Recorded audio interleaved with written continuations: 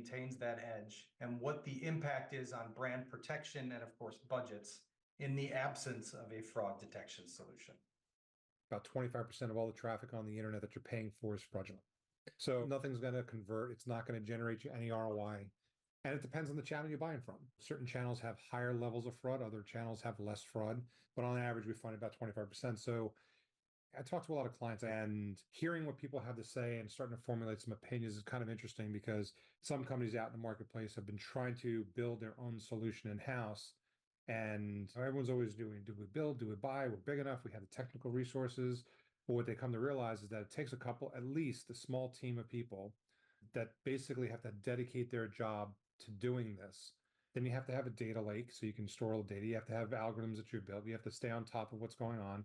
And by the time they add up, they're spending significant amount of resources on a monthly basis just to do it in-house. Meanwhile, they only have access to their own data. So with us, we come at a fraction of the cost to do it yourself internally. But the biggest thing is, if you don't have a solution, be it in-house, us, some other company, whatever, if you don't have something, you're missing out on a lot of ROI that you can get out of your campaigns.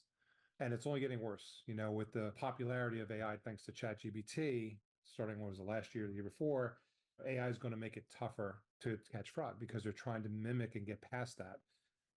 The nice thing is, again, you got to stay on top of the resources. You got to stay focused on what's happening.